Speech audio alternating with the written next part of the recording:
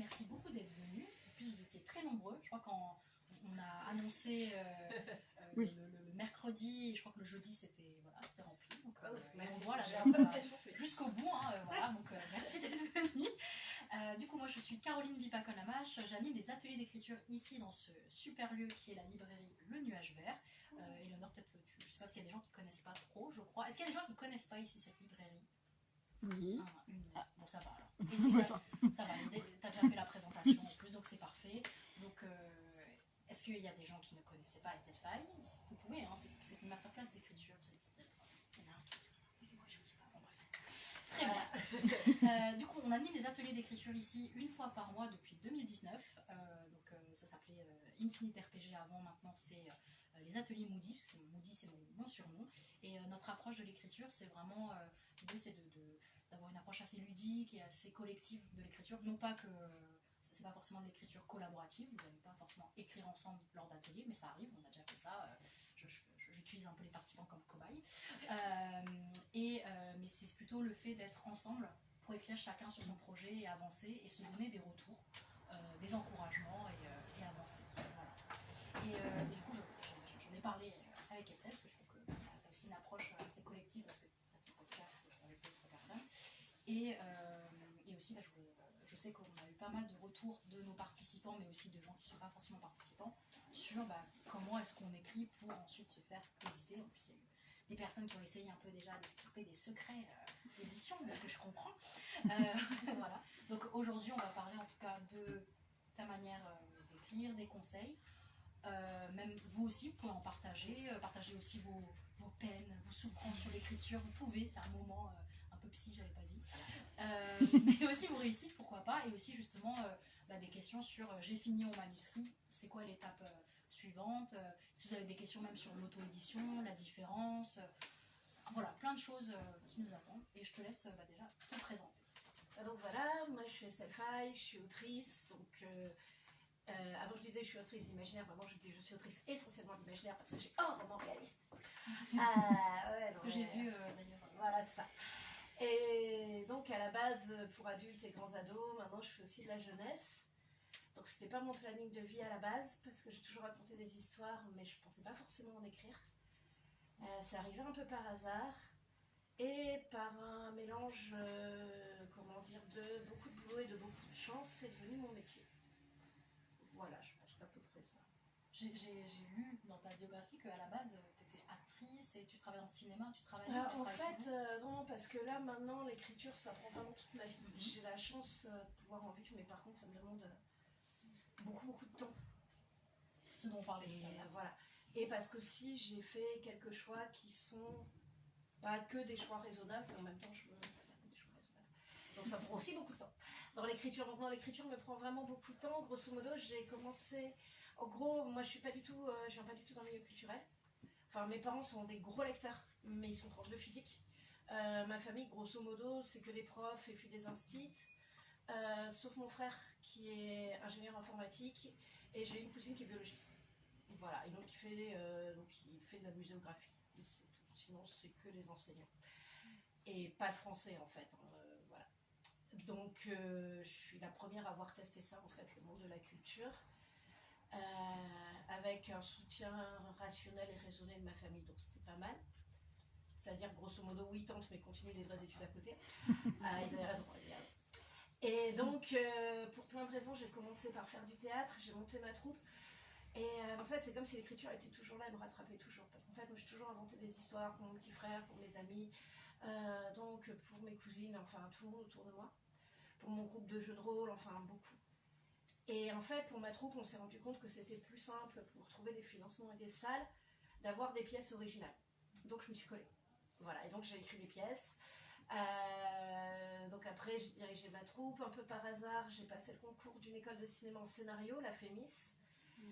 J'ai été prise. Et donc là, j'ai fait des études de scénario. Et à la fin de mes études, en gros, comme je m'ennuyais comme un rat mort, j'ai envoyé une nouvelle, un appel à texte, qui était la deuxième nouvelle que j'écrivais de ma vie. Elle a été prise dans une anthologie, dans une collection qui est morte au bout de 6 mois. Mais c'était suffisant pour qu'un éditeur la remarque, qui m'a fait écrire un roman, et c'est comme ça que c'est parti. C'était quel éditeur? Alors en fait, l'anthologie était dans la très très brève collection Fantaisie de Kalman Levy, dont je ne sais même pas s'il y a des gens qui l'ont connu ici. C'était avant que tu sois libraire. Voilà, c'est ça. Et l'éditeur n'est plus éditeur non plus aujourd'hui parce qu'en fait, l'édition est un monde cruel où il y a des choses qui naissent et des choses qui meurent. Et et en fait, mon premier roman, il m'avait fait écrire pour une collection ado chez Mango qui s'appelait Royaume perdu, qui est morte avant que le roman sorte. Et donc ensuite, le roman il devait passer dans Mango Général. Et puis Mango a arrêté de faire des romans ados. Et au final, donc mon directeur d'ouvrage l'a passé à un ami à lui qui était éditeur Mouton Électrique. Et a fini chez les Moutons en fait. Donc c'était un jour un peu en dents de scie où en gros il m'appelait à midi pour me dire en fait Mango il arrête tous les romans ados. Ok. À 14h il me réappelle et puis il me dit en fait est-ce que je peux le passer au Mouton Électrique. Donc moi je lui dis oui. Et à 18h30 j'ai un mail de l'éditeur des Moutons, j'ai lu les premiers chapitres, c'est super joli. Voilà. À ce moment-là j'en avais déjà de toute manière un deuxième qui était en cours d'écriture qui avait aussi déjà un éditeur. Et puis moi surtout c'était pas ma vie en fait. Donc c'est vrai que j'ai pris tout ça un peu légèrement parce qu'à côté j'étais en train d'essayer de faire du scénar et tout. Donc je me suis pas mis la pression en fait là-dessus. Pour moi c'était juste du bonus que je faisais à côté. Et en fait, ce bonus a pris de plus en plus de place dans ma vie, et puis c'est devenu ma vie. Et qu'est-ce que tu empruntes de cette expérience du théâtre et de... Bah, en fait, justement, quand j'ai commencé à écrire mon premier roman, donc d'abord j'ai envoyé un synopsis à l'éditeur. Et les synopsis, je savais les faire, parce que ça, j'ai appris à faire des sinos. Dans mon école de cinéma, les sinos, ils sont carrés, je sais comment ça fonctionne. Après, il me fait faire un premier chapitre. Donc, je l'ai signé sur sino, premier chapitre. Et le premier chapitre, il me le renvoie en disant en gros c'est nul et il faut tout refaire. Donc là, j'étais à l'époque en train de filmer un one-man show. Donc d'un comédien un peu, comment dire, un petit peu engagé, abrasif, tout ça.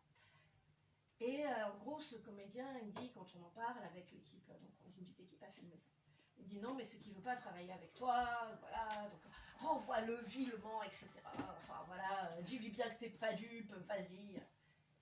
Et puis à côté, j'en parle à mon meilleur ami, qui est Jérôme, qui est super. Et Jérôme, il me dit, bah non, demande-lui pourquoi c'est nul. Enfin, ça paraît un peu être pas idiot. Et je suis le conseil de Jérôme. Et en fait, ce qu'il y a, c'est que j'écrivais comme une scénariste. C'est-à-dire, j'écrivais très sec. Et alors, dans les conseils d'écriture, on vous dit souvent, il faut réduire un texte à la correction. Et en fait, c'est pas forcément vrai. Moi, mes textes, ils grossissent toujours à la correction. Et parce que les éditeurs ils demandent, hein, je veux dire, pas parce que j'ai envie d'embêter mes éditeurs à la correction. Parfois oui, mais pas sur ce point. Mais il manquait de la chair, c'est-à-dire qu'en scénario de film, en théâtre, c'est les acteurs, la mise en scène, le son, etc. Tout ça qui va amener de l'ambiance, de l'atmosphère autour. Alors qu'en roman, il faut amener ça en fait, avec les mots. Et c'était ça qui manquait en fait. C'est à toi de mettre en scène en fait. Voilà, et puis c'est vraiment de faire sentir les ambiances, donc les sensations du monde, les pensées des personnages, les émotions des personnages. Il n'y a pas un acteur qui va jouer le personnage pour que vous sentiez ses émotions en fait. Donc il faut vraiment mettre tout ça. Et donc j'en parle avec l'éditeur, et là il me dit un truc qui est très bien, il me dit mais en fait on parle de théâtre. Et moi la méthode vraiment où j'ai trouvé ma voix en théâtre, c'est la méthode Stanislavski, je ne sais pas s'il y en a qui connaissent dans la salle. Grosso modo, comment dire, moi j'ai étudié le théâtre entre Paris et San Francisco. Dans une école à San Francisco qui était que américaine, je crois que je suis la seule française qui ne l'ait jamais eu. Parce que je suis bilingue anglais, langue histoire. En France, on est encore beaucoup quand même sur la méthode héritée de Jouvet, qui est en théâtre de faire une sorte de gros commentaire de texte en fait. Pour dire là, par exemple, il y a telle émotion dans le texte, donc je vais essayer de la jouer comme ça et tout ça. Et la méthode Stanislavski, c'est un peu l'inverse. C'est-à-dire, on va construire le personnage en amont de la pièce, en se disant quel est son parcours, d'où il vient, physiquement, qu'est-ce qu'il a ressenti dans sa vie, quoi. Par exemple, j'en sais rien, si vous jouez un personnage qui porte un corset, vous allez vraiment porter un corset le plus possible et vous dire après, je porte un corset, mais je porte un corset depuis que j'ai 15 ans, 14 ans, tous les jours. Comment ça a non seulement changé ma posture, mais mine de rien, ma manière de me déplacer dans le monde. Comment j'ai vraiment intégré ça, moi, en tant que personnage. Et donc, vous travaillez ça jusqu'à ce que les mouvements que vous faites sur scène, ils deviennent ceux du personnage. Et c'est vraiment comme ça, en fait, que je continue beaucoup à travailler, c'est-à-dire à me mettre au maximum dans la peau de mes personnages, me dire d'où ils viennent, qui ils sont, et à me laisser vraiment guider par eux. À essayer de retranscrire tout ça, toutes leurs émotions, tout ce qu'il y a autour d'eux. J'allais te demander, en parlant de personnages, aussi en parlant de mise en scène, c'est vrai que dans tes textes, les paysages, les ambiances, on les ressent, on est projeté dans un éclat givre. Moi, j'étais vraiment dans... Enfin, j'avais la mine juste en face de moi, j'avais vraiment peur, je me projetais vraiment dans ton texte. Et le personnage de Chet, juste super. Mais comment, d'où te vient l'inspiration de tes personnages et comment tu les construis? Tu as dit que tu faisais un peu de jeu de rôle, est-ce que tu fais des En petits fait, personnages? c'est pas tant ça, parce qu'en jeu de rôle, moi j'étais beaucoup maîtresse de jeu, donc c'est beaucoup plus sur les constructions d'univers que ça m'a servi. Et le jeu de rôle aussi m'a appris quelque chose de très important avec lequel on a parfois du mal quand on débute en tant qu'auteur, c'est de ne pas rester sur un fil d'histoire figé. C'est-à-dire souvent ce que je vois avec les jeunes auteurs, jeunes au sens qui n'ont pas beaucoup écrit, c'est on a une idée d'histoire qui est pas mal, mais après on va avoir du mal à en changer vraiment des gros morceaux. On reste sur son idée. Et est-ce que tout le monde voit ce que c'est le jeu de rôle dans la salle? Oui. Ok. Donc, en fait, en jeu de rôle, quand on est maître de jeu, on prépare une histoire. Mais forcément, les joueurs, ils vont pas faire ce que vous attendez parce que c'est les joueurs, c'est normal. Ils vont aller là où vous n'avez pas prévu. Et donc, vous devez rebondir sur autre chose, partir sur autre chose. Et déjà, d'emblée, vous devez imaginer plusieurs branches. Et en plus, vous devez repartir sur autre chose. Et donc, ça apprend à changer son histoire. Et ça apprend que l'histoire, elle va pas forcément dans le sens qu'on a prévu au départ. Et par moments, on va trouver des choses comme ça. Et ça m'a donné vraiment cette plasticité d'esprit, en fait, le jeu de rôle. Après, les personnages, comme je dis, ça vient beaucoup plus du théâtre. De l'incarnation de l'intérieur. Et aussi, pour les paysages, pour tout ça autour, c'est vrai que je m'inspire beaucoup de choses très concrètes. Par exemple, le Paris Chat, j'ai beaucoup trop marché dans Paris. Maintenant, je fais du vélo dans Paris, mais c'est le lieu que je connais par cœur. Ou quand je vais, par exemple, m'inspirer. Ça se sent de Montmartre et tout. Là en plus, je veux dire, le Paris Chat, c'est les petites salles de Montmartre dans lesquelles j'ai traîné quand je faisais du théâtre. C'est pour ça qu'il y a Montmartre. Il y a la grande bibliothèque François Mitterrand parce que j'ai fait une partie de mes mémoires de fac là-bas. En plus, c'est vraiment des lieux qui me tiennent méga à cœur, quoi. Donc, mais en même temps, je pense que on part aussi beaucoup. En tout cas, moi, j'aime beaucoup partir de choses qui me tiennent à cœur et quand je les connais pas assez, d'aller les voir, mais hyper concrètement. Et on n'a pas forcément besoin de cette base concrète. Là, c'est vraiment moi, en fait. Donc, oui, c'est vrai qu'on l'a pas dit dès le début, mais en fait, si faites tout ce qu'Estelle a dit depuis le début, vraiment au mot près. Vraiment tous les conseils qui sont donnés, l'idée c'est de vous adapter, vous approprier. De toute manière, on fait sa cuisine, ouais. Voilà. Chacun fait sa cuisine. Après, disons quelque chose que je veux défendre quand même, ce que je vois, c'est que je fais des études littéraires, j'ai fait des études de ciné, j'ai fait du théâtre. Et mine de rien, je vois qu'avoir ces bases-là, des bases de scénario, des bases de synopsis, non seulement une culture littéraire, mais surtout savoir la mobiliser très vite, ça m'aide quand même à aller plus vite quand j'écris. Je ne dis pas que ça fait une meilleure autrice ou qu'il faut absolument avoir fait des études littéraires pour écrire. Je dis juste qu'il y a des choses qui sont plus faciles ou plus rapides pour moi parce qu'effectivement, j'ai fait des études qui ont rendu ça plus rapide. Parce que quand même, l'écriture, ça se travaille, il y a des techniques. Et disons, je pense que c'est important de dire ça, qu'à la fois on peut venir de partout et écrire, mais que quand même, oui, certains parcours facilitent la vie. Parce que sinon, juste de dire, non, mais en fait, moi j'y arrive plus vite parce que je suis merveilleuse. Non, je suis pas merveilleuse, j'ai étudié ça. Voilà, c'est tout. Et c'est quoi les méthodes ou les techniques d'écriture que tu appliques? Ou est-ce que tu as justement ta propre recette? En fait, on fait sa recette au fil de tout ce qu'on fait et tout. Mais par exemple, c'est très bête, mais j'ai beaucoup de structure dans la tête. C'est-à-dire, j'ai beaucoup de structures de livres, de films, j'ai beaucoup étudié ça. Donc, quand j'ai besoin d'exemples de structure, je peux tout de suite en sortir une de ma tête. Tu peux donner un exemple? Là, par exemple, pour la dernière Amazon, par exemple. Alors, pour la dernière Amazon, c'est assez simple, parce que le IA, c'est vraiment très simple, en fait. Le IA, moi, je fais de l'école d'efficacité, tu vois. Et par exemple, il y a des trucs hyper basiques, mais qui sont basiques et qui fonctionnent.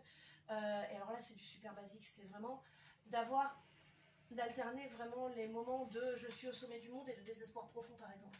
Et d'avoir un perso que vous plongez dans le désespoir profond et qui doit s'en sortir. Ça, c'est très bête, mais là, c'est efficace d'emblée, quoi. Donc, il y a des techniques d'efficacité qui marchent parce qu'elles sont efficaces. Et ensuite, quelque chose qui est hyper efficace aussi, et qu'il ne faut pas oublier d'ailleurs, pareil, si vous cherchez vraiment, pour moi, l'IA, c'est ça, c'est l'efficacité, il faut vraiment que ça vous fasse faire des montagnes russes, que vous n'arrivez pas à lâcher du coup. Donc, 2-3 trucs pour l'efficacité, c'est un personnage ne peut pas sortir d'une grande difficulté sans payer quelque chose. Et il faut que ça le change.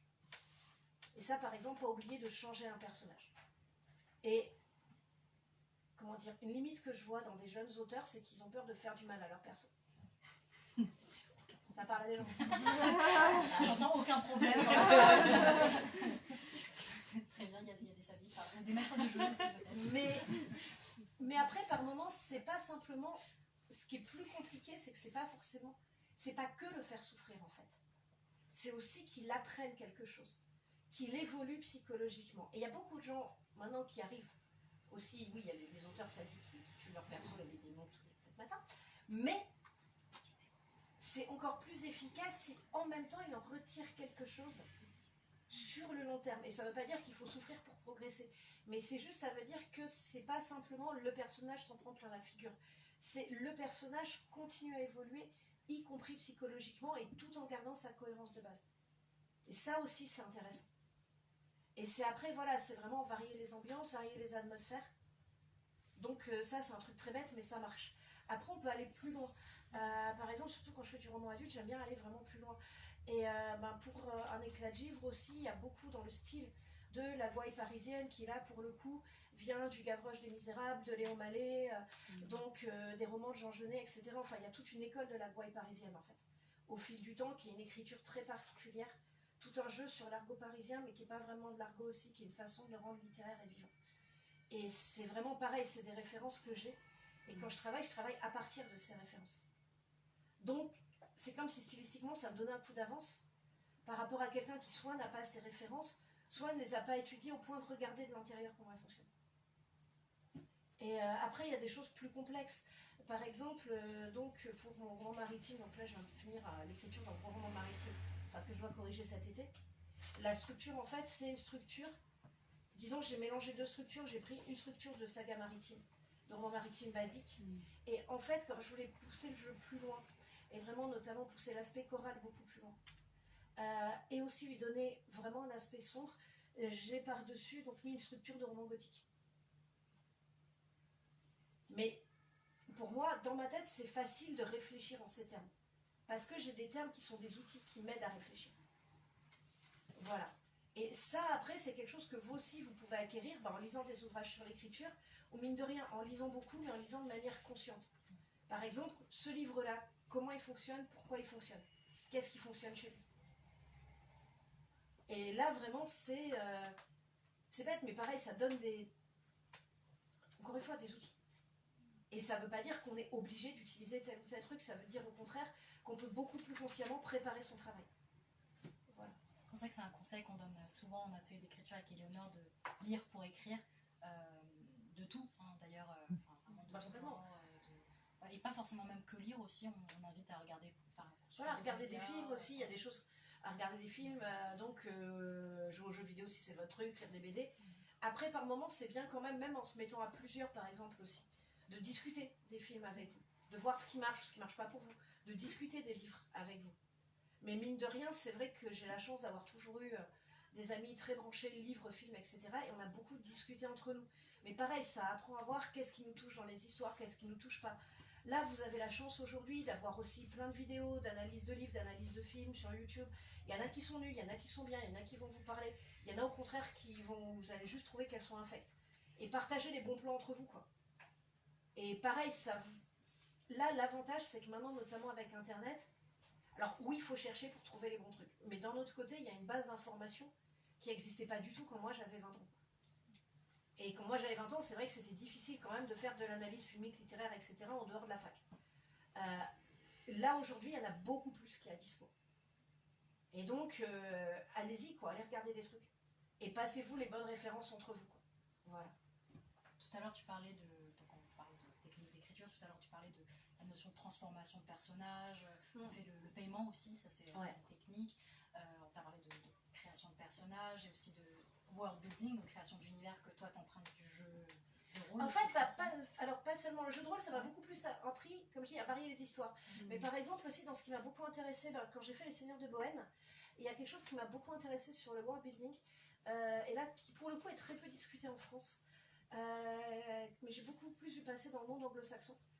Donc de l'avantage d'être bilingue, c'est qu'on peut profiter des deux cultures. C'est le soft world building, par exemple. Parce que pour moi, l'une des limites du world building à la française, entre guillemets, dans lequel on est encore beaucoup, c'est qu'en gros, on a le world building de vous devez construire votre monde jusqu'à connaître la moindre pièce de monnaie de la province reculée en bas à droite derrière la montagne. Voilà. L'encyclopédie. Oui, voilà, ça a une vision très encyclopédique des choses. Et après, c'est une vision des choses. Mais pour le coup, c'est une vision des choses, pareil, quand on s'inspire de d'autres médias, voir ce qu'on apprend, voir ce qu'on n'a pas forcément à apprendre. La vision encyclopédique des choses, c'est cool si vous faites un manuel de jeu de rôle. En livre, ça peut vous rendre un peu sourd et aveugle à d'autres dimensions. Et par exemple, le software building, en fait, c'est vous avez une base d'histoire et une base surtout de la symbolique que vous voulez mettre dans votre histoire. Et vous allez déployer le monde autour des trajets de vos ou de votre personnage en vous appuyant avant tout sur cette colonne vertébrale symbolique. Donc le monde est un peu flou et brumeux en fait, et vous allez faire avancer votre personnage et le découvrir au fur et à mesure, mais par contre en vous basant sur une très forte connaissance symbolique des enjeux de votre monde. Et tout ce que vous mettez ensemble doit aller dans cette connaissance des enjeux symboliques. Et ça, par exemple, un exemple de software building, c'est le voyage de Chihiro. Voilà, où là on voit un monde qui se déploie pendant que l'héroïne avance, mais en fait, tout contribue aussi, mine de rien, aux AUX, thèmes principaux du film. Tout renforce les thèmes principaux du film.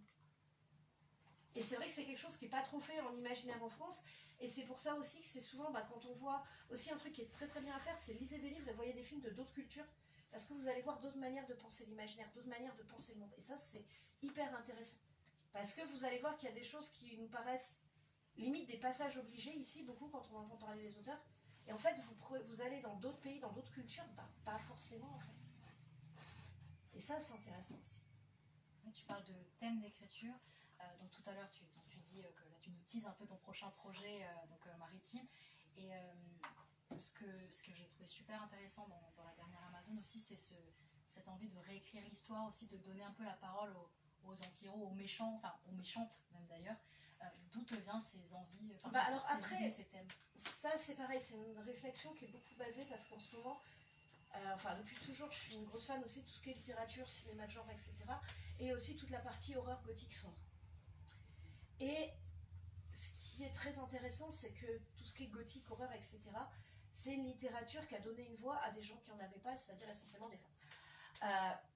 Et à des personnages qu'on ne pouvait pas mettre ailleurs, même si on ne pouvait pas les mettre de manière directe. Par exemple, quand on mettait des personnages qui étaient très queer-coded, quand on mettait des femmes qui étaient beaucoup trop libres, on les mettait quand même dans le rôle du méchant parce qu'on était au 19e siècle, quoi. Mais mine de rien, déjà, ces personnages ils pouvaient exister. Même si c'était dans le rôle du méchant. Méchant entre guillemets, etc.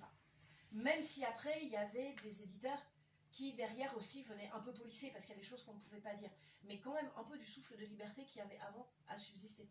Par exemple, un gros exemple de polissage de texte, là pour le coup, c'est pas dans la littérature gothique, mais c'est dans la littérature des femmes du 19e, c'est est-ce que vous connaissez les 4 filles du Dr March? À la base, Jo, elle épousait personne à la fin. Ouais. Voilà. Mais il fallait donc. L'éditeur a demandé à ce qu'elle. Mais il y a des exemples comme ça. Après, donc ce qui est super intéressant, c'est que là, on a des personnages différents. Et on voit avancer, notamment beaucoup dans le cinéma de genre, dans le cinéma d'horreur, des personnages différents. Maintenant, la limite, et ça c'est pareil, j'ai de la chance d'être au milieu de plein de gens qui réfléchissent à ça, c'est de prendre ce qui était une avancée au 19e et d'en faire un horizon aujourd'hui. Parce que par exemple, si aujourd'hui on en est encore, si aujourd'hui on en est encore aux personnages queer-coded qui sont des méchants, là par contre aujourd'hui on est des gros réacs. Parce que dans le monde où on peut penser autrement. Si on est dans la figure de le monstre de toute manière c'est qu'une horreur, là on est des gros réacs. Et justement l'idée c'est de continuer le travail qui a été fait avant nous, de faire émerger des personnages différents, plutôt de rappeler que des gens différents existent. Comment continuer ce travail, comment continuer à avancer. Et donc c'est en réfléchissant là-dessus en fait. C'est en réfléchissant à la fois sur notre héritage en tant que créateur et sur comment nous on veut l'amener plus loin pour justement en fait être fidèle aux gens qui ont commencé avant nous. Parce que la fidélité pour le coup aux traditions d'horreur du genre, en tout cas celle qui m'intéresse, c'est de continuer toujours à réfléchir sur la différence perçue, la manière de se mettre dans une société, mais avec les avancées de notre époque aussi, et avec, mine de rien, la liberté d'expression qu'on a à notre époque. est-ce qu'il y a des causes qui te... Enfin, j'ai l'impression, enfin je te pose une question alors qu'en fait je pense que j'ai un petit peu la réponse en vrai, mais j'ai l'impression que tu as des causes qui ressortent pas mal, dont tu parles beaucoup de représentation finalement, Bah en fait, LGBT, ce qu'il y a, c'est qu'il y a un moment, pour le coup, et ça c'est quand même pareil, disons, il y a une approche par moment, enfin, je suis dans une approche très artisanale du texte, mais en même temps dans cette approche artisanale, il y a de toute manière d'où on vient en fait. Et ça c'est ce que j'aime pareil dans la littérature de genre et tout ça. C'est que, mine de rien, on parle de choses qui nous tiennent à cœur, mais pour des raisons basiques. Enfin, moi ce que je veux dire, donc je suis née en 78, j'avais des goûts de garçon, j'étais pas une fille normale. De toute manière, j'ai vécu avec ça pendant que j'ai grandi avec ça en fait. Donc de toute manière, la normalité, qu'est-ce que c'est, les normes de genre et tout ça, je veux dire, même quand j'avais 10 ans, je me les prenais dans la figure. Donc évidemment qu'après ça se retrouve dans mon œuvre, mais parce qu'on est aussi, enfin, voilà, et puis on parle de ce qui nous a manqué aussi. Moi, je j'ai pas eu par exemple ça quand j'étais môme en fait, et ça m'a manqué. J'ai pas eu des personnages auxquels je puisse m'identifier vraiment, à part des héroïnes secondaires de films, quoi, et encore vraiment secondaires. Donc oui, aussi, forcément, j'ai grandi dans ce monde-là. Tu parles beaucoup aussi de classe sociale et d'ascension avec Elias, avec voilà, la porteuse de rêve aussi, et même physique. Enfin, moi j'ai grandi dans un trou de banlieue parisienne et je me suis retrouvée dans des milieux culturels du centre de Paris où, voilà, enfin, j'étais forcément pas du tout de la même classe sociale que ceux qui m'entouraient. Et il y a une violence inconsciente dans ces rapports-là. Et pourtant, je sais que je suis déjà très privilégiée par rapport à plein d'autres. Enfin, je veux dire, voilà, moi je suis fille de prof, j'ai jamais manqué de rien. Je suis quand même d'un milieu où on a un accès aux livres énorme. Mes parents, c'est des énormes lecteurs. Ils m'ont toujours offert tous les livres que je voulais. Enfin, je suis déjà méga privilégiée. Mais déjà, voilà, enfin, j'ai vu ça. Et a fortiori aussi, à un moment, quand on vit dans le monde qui nous entoure, il y a un moment aussi, on le voit, quoi, le monde autour de nous. Et là, pour le coup, je le vois au travers voilà, de gens que j'ai rencontrés, au travers voilà, enfin, de ce qui se passe, pour le coup, dans mon trou de banlieue comme dans le monde. Il y a, de nos jours, évidemment, même un renforcement des inégalités, un renforcement d'une énorme violence de classe. Elle est là, quoi, on ne peut pas la nier. Et donc, il y a deux choses, en fait. C'est à la fois mon propre parcours, parce que, oui, de toute manière, je peux pas dire... voilà, enfin, je peux pas à un moment dire, bon, bah maintenant j'arrête... et je deviens un mec blanc hyper normé. Alors blanc je le suis, mec moi. Enfin, en tout cas pas dans la norme. Mais il y a un moment on peut pas dire j'arrête et je deviens la norme, quoi. Parce que je le serai jamais. Et il y a des gens qui peuvent encore moins dire que moi j'arrête et je deviens la norme. Je veux dire par exemple, les auteurs racisés peuvent pas dire bah couple demain j'arrête et je suis blanc, quoi. Ça marche pas comme ça. Donc déjà il y a le fait qu'on peut pas arrêter de pas être dans la norme. Et ensuite il y a le fait que par moments, c'est bien aussi, quand on est auteur, on est là pour créer d'autres personnages. Donc c'est bien un peu de sortir de sa carcasse aussi et de se dire, ouais, non, mais il y a un monde avec quand même des inégalités méga fortes, il y a un monde avec des souffrances. Oui, je vis dans ce monde-là, et ben je vais peut-être essayer de ne pas fermer les yeux dessus, quoi. Et d'avoir un minimum d'empathie, parce que quand on crée des persos, on fait travailler l'empathie. Et voilà, et c'est... et je vois pour le coup les... Voilà, enfin... Et déjà, moi, j'ai plein de chance, par exemple, quand même... Pour le coup, l'un des trucs que m'a donné beaucoup ma famille, c'est de ne pas être impressionné par des gens qui ont plus de statut social que moi. Ça, j'ai zéro souci avec ça. Et en plus, j'ai beaucoup traîné dans des cultures alternatives qui justement revendiquaient leur statut de nous, on n'est pas les possédants et on s'en fout, quoi. Je veux dire, enfin voilà, je suis une fan de punk. C'est déjà un truc, voilà, on va revendiquer de justement pas être du côté des gros richards, quoi. Et d'en faire une fierté, en fait. J'ai été élevée aussi dans le souvenir des grandes grèves de porcelainiers de Limoges. Pareil, vraiment le souvenir des histoires des travailleurs et des luttes des travailleurs. Et en disant, mon ami d'enfance, c'était Louise Michel, quoi. Donc c'est ça que j'ai admiré. Mais, et je vois pourtant à quel point déjà il y a des jeunes auteurs, par moments pas de milieu plus défavorisé que moi, même, qui déjà se sentent pas légitimes par rapport à quelqu'un qui vient d'une famille très installée dans le monde de la culture, qui déjà vont se sentir en retrait par rapport à ça, parce qu'il y a des conditionnements socio et culturels énormes, quoi, et les bousculer, c'est dur. Et voilà, et à un moment, bah, quand on est auteur, je pense qu'on essaie d'observer le monde, d'être à l'écoute du monde, il y a des choses... on peut essayer de ne pas les ignorer. Après, évidemment, on ne va pas tout savoir et par moments, il faut aller chercher un peu au-delà de nos préjugés, notre petite personne. Et même en général, il faut aller chercher au-delà de nos préjugés, notre petite personne, parce que c'est ça le boulot aussi. J'allais te demander aussi où est-ce que, parce que du coup là on voit que tu mets beaucoup de toi, de tes expériences, de ce que tu vois, du monde que tu vois et que tu veux raconter, où est-ce que tu mets un peu comment dire, la distance, enfin, où est-ce que tu arrêtes en fait de mettre un peu de toi Bah après, de toute manière, je veux dire, j'ai l'impression, après moi c'est ce qui me parle, c'est de partir, pas forcément de moi parce que je fais pas d'autofiction, mais en tout cas de choses qui me tiennent à cœur.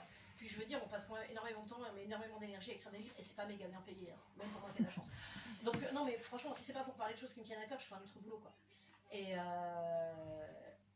mais aussi, après, disons, une fois que je suis en mode autrice, après je suis en mode autrice où il y a tout le côté artisanat. Et donc là, je vais être occupée vraiment à faire, voilà, enfin à bosser des structures, mais de manière bête et méchante, comment faire la meilleure histoire, etc. etc. Et c'est là que vient la distance, c'est là que vient le fait que je ne me regarde pas de nombril. C'est que je suis occupée à bosser l'artisanat de l'histoire, quoi. Et à dire, par exemple, bah, cette structure, comment est-ce qu'elle va marcher, etc. Voilà, et là, par exemple, on se pose, voilà, enfin, on a beaucoup travaillé avec mon éditeur, enfin mes éditeurs, parce que c'est un duo qui bosse dessus. Un super duo. Voilà, s'ils écoutent, je vous aime. Vous le savez. Mais on bosse sur la fin du pavé maritime. Et donc, là par exemple, on s'est retrouvé avec une double voie en fait possible. Et c'est quelle coloration on veut donner à la fin, qu'est-ce qu'on veut mettre en avant à la fin. Et effectivement, je n'avais pas forcément pris le bon choix. Et donc là, c'est comment après rebalancer les éléments, lesquels mettre en avant, qui n'étaient pas les bons, etc. Et c'était pas les bons éléments. En gros, il fait 1 200 000 signes, grosso modo, c'est un pavé quoi. Il est un peu plus long que lui. Et voilà, et c'est de dire, bah, en fait, cet élément-là, il va repartir en arrière, cet élément-là, il va revenir en avant. Donc cet élément-là, il va carrément virer. Et en fait, c'est ce personnage-là qui va être le personnage déclencheur et plus l'autre. Et c'est ce genre de travail, en fait. Et là, on n'est plus occupé à se poser des questions sur soi-même, sa place dans le monde et le monde autour de nous. On est occupé à bosser. Et est-ce que la distance, elle est là aussi par le choix des genres dans lesquels tu écris, de l'imaginaire ou même du young adult, enfin en plus tu as commencé avec de l'ado? En fait, je sais pas, parce que c'est beaucoup ces gens-là que je disais, pour moi c'est un peu naturel d'écrire de l'imaginaire. Et ce qui est marrant, c'est que j'ai vraiment grandi avec la littérature de l'imaginaire. Voilà, enfin j'étais fan de Contes et légendes, j'étais fan du Seigneur des Anneaux, ma mère est une grosse lectrice de SF, donc j'avais pillé tous les vieux poches de SF 70 avec des couvertures complètement psychédéliques. Ah, ouais, je pense que ça parle à des gens ici. Donc j'avais pillé tout ça, quoi. Et en fait, c'est en faisant les études de lettres, et puis même avant, quoi, mais surtout à partir du collège, où je me suis rendu compte que moi je lisais tout, mais notamment beaucoup d'imaginaire, et donc je faisais des jeux de rôle. Et puis je me suis rendu compte peu à peu que les littératures que moi j'aimais, à mon époque, hein, c'était il y a longtemps, bah elles étaient... En fait, pour beaucoup, elles n'étaient même pas considérées comme de la littérature. Et ça, pareil, ça a été une expérience, c'est de se dire, mon prisme pour voir le monde, c'est pas le prisme du monde. C'est pas le prisme de tout le monde. Et c'était étrange, quoi, parce que moi, je me mettais au même niveau, je veux dire, voilà, enfin, j'adorais Zola et j'adorais Sturgeon, quoi. Et tout à coup, il y avait le bout de moi qu'adorait Zola, qui était le bout de moi qui faisait des études littéraires et qui était mis en avant dans les études littéraires, et le bout de moi qu'adorait Sturgeon, qui devait aller dans la cave dans l'ombre, quoi. Et c'est des moments étranges, mais ça fait réfléchir aussi. Et par exemple, quand j'ai commencé le théâtre, avec ma troupe, ou dans le théâtre en général, on ne parlait pas de fantaisie, en fait. J'ai vu le moment qui a shifté pour moi, je ne sais pas si ça a fait pour d'autres, mais c'est le moment où Le Seigneur des Anneaux de Jackson est sorti en film. Parce que là, tout à coup, c'est devenu un truc vraiment tellement visible que plus personne l'ignorait. Et au contraire, tous mes potes de théâtre qui lisaient même pas de fantaisie, ils allaient voir Le Seigneur des Anneaux. Et on allait le voir ensemble, et j'ai dû voir je sais pas combien de fois avec à peu près. Et c'était cool. Mais pareil, ça apprend que, disons, je pense que l'une des choses qui sont importantes quand on est auteur, à savoir, c'est que notre prisme sur le monde est que notre prisme. Et si on veut un peu créer des personnages, créer des mondes, il faut qu'on sorte de notre prisme à nous. Il faut qu'on essaye d'aller voir, parler à d'autres gens, lire d'autres livres, voilà, aller se renseigner, faire de la doc quand il faut, et faire de la doc en partant avec des questions et pas avec des réponses. Et pas en se disant, ma doc va confirmer mes préjugés. Non, ma doc, elle va pas confirmer mes préjugés. Voilà. J'ai retenu aussi tu écris ce que tu lis, mais pas que. Donc, du coup, tu peux aller au-delà. Avant de parler de vraiment de ton travail avec les éditeurs. Tu parlais tout à l'heure du fait que tu échangeais beaucoup avec des potes qui lisent, qui regardent des films, etc. Tout à l'heure je l'ai évoqué, tu travailles avec deux auteurs, Lionel Dagouste et Mélanie Fazi, sur un podcast. Est-ce que vous écrivez ensemble? Est-ce que tu écris avec d'autres auteurs? Alors en fait, j'ai fait un roman à 4 mains, mais surtout j'écris pas vraiment. Par contre, on est une sorte de groupe d'écriture informel. Le groupe, si vous êtes sur Insta, vous me confirmez. Voilà, non, on est une sorte de groupe d'écriture informel où on discute beaucoup entre nous de ce qu'on écrit, nos parcours dans l'écriture, on se relie les uns les autres. Mais c'est pas avec Mélanie et Lionel. Avec Mélanie et Lionel, on fait vraiment procrastination. Et on a à peu près du même âge, mais on a des expériences très diverses justement dans l'écriture. Et ça, c'est cool. C'est vraiment la force de procrastination.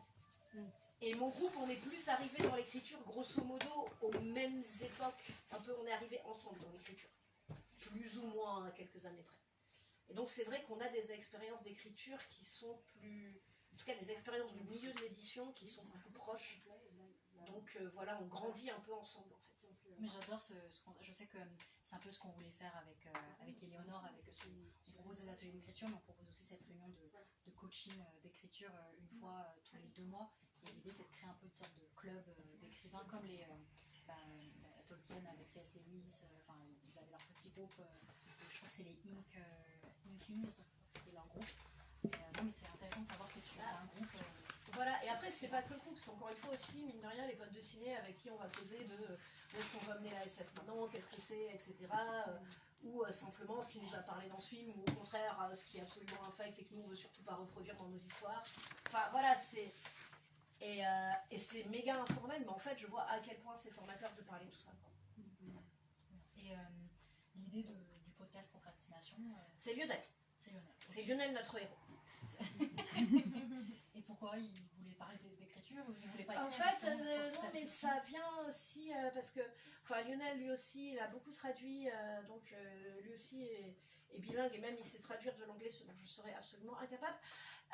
Voilà, mais c'est voilà pour parler d'écriture, pour partager des ressources sur l'écriture, et l'inspiration vient d'un podcast anglo-saxon qui était aussi en 15 minutes. Okay. Voilà, il a demandé à l'instigateur du premier podcast voilà, le droit de faire le format en France et tout, parce que c'est Lionel, on fait les choses bien. Mais voilà, non mais c'est... Et oui, c'est l'idée aussi, disons ce que je vois, c'est moi quand je suis arrivée, il y a plein de gens qui m'ont aidé, qui m'ont conseillé. Et pareil en fait, pour tous les auteurs que je connais. Et donc nous, à notre tour, on essaye de partager tout ça, quoi. De partager nos trucs, nos astuces, les trucs qui ont fonctionné, les trucs qui n'ont pas fonctionné, les galères aussi, pour que... Voilà, parce que sinon, par moments, c'est très facile d'être isolé quand on est auteur. De se dire, moi j'ai une galère, mais je suis la seule, alors que tout le monde est en train d'assurer autour de moi, ils sont trop forts. Non, en fait, on est tous en train de galérer. Voilà. Non, mais c'est... Voilà, non, mais c'est ça, on est tous en train de galérer, et simplement, on peut peut-être être un peu solidaires et galérer ensemble, quoi. Et tout à l'heure, je te disais que je teasais un peu les questions sur l'édition, justement. Donc, tu as parlé un petit peu sur ton projet là, en cours, de comment vous allez travailler à la fin. Mais comment est-ce que tu travailles en général avec tes éditeurs, même peut-être tu as des exemples concrets sur différents projets différents? Et après, comment je ferai avec mes éditeurs? C'est... En général, donc ce que je fais, surtout quand je fais de la jeunesse, c'est que moi je vais proposer un synopsis et je vais signer sur un synopsis. Après, je vais avoir une deadline pour écrire. C'est eux qui te l'imposent? On en discute ensemble en fait. Okay. Et justement, l'avantage, c'est que là, quand même, maintenant je me connais, je sais comment je travaille, je prends des deadlines raisonnables.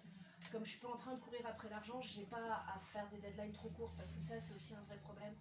Non, les auteurs qui vivent plus que de ça, il y en a, ils sont obligés d'enquiller des projets en ayant peu de temps derrière. Et après, on dit c'est un vrai problème parce qu'en plus, ça fait des projets qui sont un peu rushés, donc ça fait baisser la qualité. Donc après, c'est des projets qui se vendent moins, donc le prochain, il sera aussi un peu rushé. Enfin, c'est très facile d'entrer dans ce genre de boucle négative. Oui, il y a pression créative et pression créative, quoi. Et pression pas créative. En fait, moi j'aime bien parce que ça me permet de structurer ma vie. J'aime bien avoir des deadlines, mais je prends des deadlines raisonnables.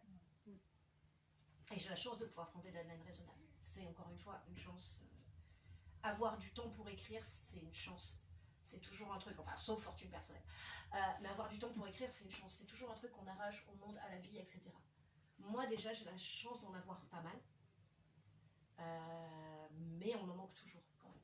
Tu peux nous dire combien de temps t'as mis sur ces projets? Alors, je sais plus. En fait, c'est hyper aussi flou parce que par exemple, la plus grosse partie du travail sur un livre, ça va être faire plein de recherches, plein de notes, etc. Et ça peut durer des années et des années.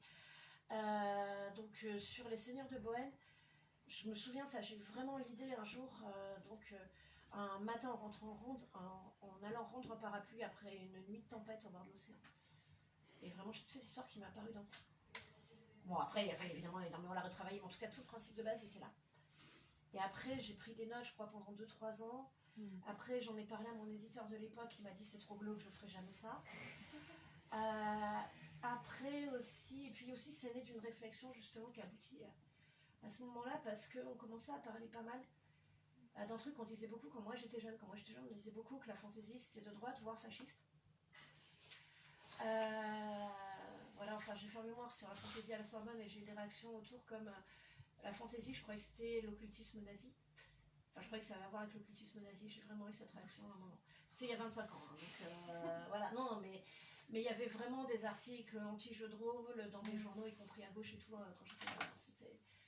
Et en même temps, c'est vrai que dans une bonne partie de la fantaisie, il y a quand même une énorme fascination pour les nobles, les rois, etc. Enfin, voilà, on les voit eux. Et moi, d'un autre côté, j'ai été élevée avec toute l'histoire des peuples, donc voilà, des grèves, des révolutions, etc. Et c'est ça que j'aime. Et l'une des bases de Bohême, c'est cette cristallisation, en fait. Mais en fait, moi, ce qui me forge en tant qu'être humain, c'est cette histoire-là, c'est celle-là que je veux mettre en avant dans mes livres. Voilà, donc ça c'est bien. Et l'envie aussi de faire un énorme pavé de dark fantasy, comme ceux que moi j'aimais lire, on était sur la plage quand j'avais des vacances. Donc voilà, c'est aux fleurs de univers.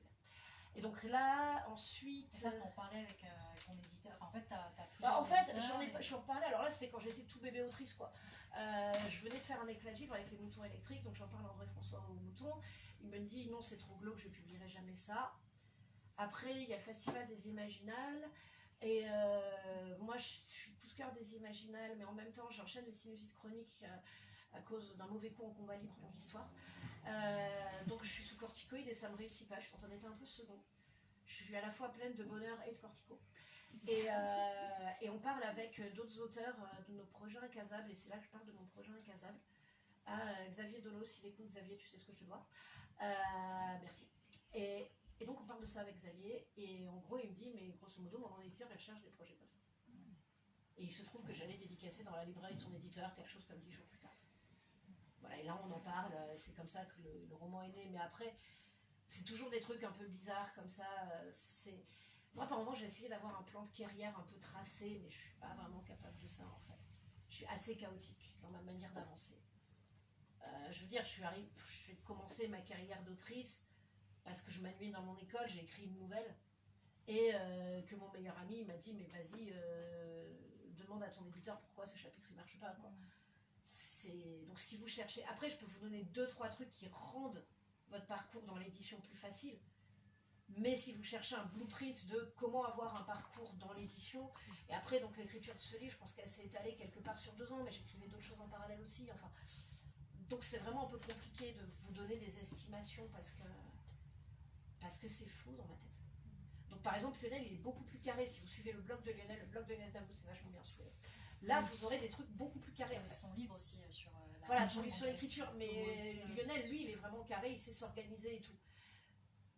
Moi j'ai une semi-organisation, semi-flou. Après il y a des choses qui peuvent faciliter un parcours dans l'édition, et si vous voulez avoir un peu des trucs utiles ce soir, on peut parler de ça.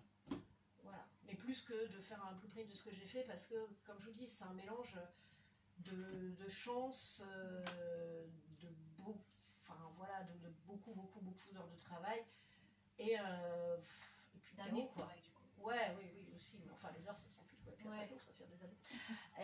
Mais voilà, mais c'est vrai que c'est un peu voilà, disons par moment j'essaie de mettre un peu de l'ordre dans tout ça, mais il y a beaucoup trop de chaos dans ma méthode pour que justement j'en fasse une méthode en fait. Tout à l'heure, quand tu disais que ton éditeur il disait que c'était un peu trop gros, en fait là tu as un peu parlé de ligne éditoriale finalement. Ouais. Est-ce que quand avant d'envoyer un projet, tu sais que tu as identifié un peu avec quel éditeur ça peut marcher ou pas? Est-ce que au contraire, et même des fois, est-ce que c'est des éditeurs qui viennent vers toi avec une commande? Je fais pas de commande. Okay. J'ai trop vu ça du côté scénar, je veux pas en faire, je n'aime pas en faire. J'ai la chance de pas avoir à en faire, je n'en fais pas. C'est génial. Voilà. Ça, c'est mon luxe. Après, il y en a qui font super bien de la commande. Moi, j'aime pas ça. Je fais pas de commande. Ça se fait dans la fiction, d'accord? Ouais, bien sûr, ça se fait beaucoup. Et notamment, par exemple, donc sur, j'en sais rien, mais les univers de jeux vidéo. Là, il y a des commandes de livres sur le sport parce que c'est les JO. Enfin, voilà, donc il y a plein de choses qui se font en commande. Moi, c'est pas mon truc. Et encore une fois, j'ai la chance de ne pas avoir à en faire. Donc, yeah. Par moment, il y a des éditeurs qui viennent me dire tiens, je ferais bien un truc avec toi, est-ce que tu as décidé dans tel ou tel domaine? Par moment, ça se fait, par moment, ça se fait pas. Par moment, je me dis que ça se fera pas, et puis je les rappelle, genre 5 ans plus tard, en disant hey, j'ai un projet qui pourrait être cool chez toi. Voilà. Donc voilà, après, quand j'ai un projet, moi, je vois à peu près à quel éditeur je peux aller le présenter, parce que je vois dans quelle ligne éditoriale ça pourrait coller maintenant. Mais c'est maintenant, là, j'étais encore vraiment bébé autrice. Hein. Et ce qu'il faut voir aussi, c'est que par moment, un éditeur va vous dire non ou non pas encore pour des bonnes raisons. Et ces corrections vont être, ou les pistes de réflexion qu'il vous donne, vont être pertinentes pour votre livre. Après, l'une des choses très difficiles à faire dans ce milieu, c'est apprendre à faire le distinguo entre ce qui est utile pour votre roman et ce qui n'est pas votre voix. Et par exemple, donc j'avais parlé à un premier éditeur, quand j'étais tout bébé autrice, de ma série La Voix des Oracles, qui est à la fin de l'Empire romain, avec un 3e tome qui est bizarre. Et en gros, il m'a dit c'est très bien, mais t'enlèves cette période historique que personne connaît et tu fais pas le 3e tome parce qu'il est trop bizarre. Et là déjà, je me disais, je sais pas, je le sens pas. Donc j'ai dit non. Donc là, on m'a dit tu vas tuer ta carrière, sachant que ma carrière à cette époque, c'était 2 livres. Voilà, donc un qui n'avait pas trop marché. Et un qui avait eu un succès critique. Voilà. Donc c'était pas énorme. Bref. Et là, justement, il y a Scrinéo qui m'a appelé, qui m'a demandé si on avait un projet à faire ensemble. Et justement, Scrinéo a voulu faire le projet parce qu'il y avait cette période historique et parce qu'il y avait ce 3e tome. Et c'est pour ça que la série a marché. Et après, il faut voir aussi ce que vous voulez faire. Par exemple, si vous voulez faire un truc qui est très expérimental, très personnel et tout, et que vous avez un éditeur qui dit non mais là je veux que tu fasses un truc beaucoup plus lisible et accessible, ben, ce sera peut-être pas vous en fait. Donc faut aussi, et c'est pour ça en discutant entre vous, vraiment l'un des grands trucs c'est de discuter avec des gens que vous connaissez, qui vous connaissent, qui vous suivent, ça vous aide à savoir qui vous êtes en fait. Et qui vous êtes vous en tant qu'auteur, et donc ce que vous allez prendre comme pertinent dans ce qu'on va vous donner comme retour, et ce qui est peut-être moins vous. Et trouver l'éditeur qui vous accepte pour vous-même en fait, parce que sinon ça va pas coller. Après vous n'aurez peut-être pas un éditeur idéal d'emblée, c'est pas grave, hein, vous allez trouver au fil du temps. Et vous allez peut-être changer aussi au fil du temps. Vous serez peut-être pas, probablement pas le même auteur dans 10 ans qu'aujourd'hui en fait. Mais c'est tant mieux, ça fait partie du jeu. Quoi. Et qu'est-ce que tu penses de l'auto-édition? Bon, en fait, alors, il y a un truc à éviter absolument sur cette terre. C'est les éditeurs qui se disent des éditeurs et qui vous font payer des trucs. Ça, c'est pas des éditeurs parce qu'ils vivent pas des ventes de livres, ils vivent des rêves qui brisent les jeunes auteurs. Voilà. Si pour plein de raisons, ça c'est pas votre... Donc si pour plein de raisons après, côté édition traditionnelle, il y a un truc qui colle. Vous pouvez aller du côté auto-édition. C'est infiniment mieux que le mauvais éditeur. Voilà, que l'éditeur escroc qui vous fait payer et en fait se nourrit de vos rêves en les cassant au passage. Après, l'auto-édition, il y a des avantages. Le premier avantage de l'auto-édition, c'est que vous allez avoir une rapidité de publication que vous ne pourrez pas avoir en débutant dans l'édition traditionnelle. C'est pas vrai. Ensuite, vous avez un contrôle plus facilement. C'est-à-dire que moi, par exemple, aujourd'hui, j'ai mon mot à dire sur mes couvertures, mais parce que, mine de rien, ben voilà, j'ai fait mon chemin pour ça aussi, et parce que parfois, j'hésite pas à taper le poing sur la table. L'édition, vous choisissez votre truc. Après, par contre, ça va vous demander beaucoup plus de travail autour. Parce que si vous voulez le faire bien, bah, vous faut des correcteurs. Il vous faut embaucher quelqu'un pour la couve, trouver quelqu'un, faire toute votre com, faire toute la mise en page, faire vivre votre livre vous. Donc si vous voulez faire vivre votre livre, ça va être un énorme boulot. Voilà. Donc il faut être au courant de ça. Et quand même, l'auto-édition fait que vous n'allez pas entrer, pas parce que le monde est méchant, mais simplement pour de basses raisons d'organisation. Vous n'allez pas entrer dans le circuit traditionnel du livre. Et ça, c'est aussi vraiment un souci.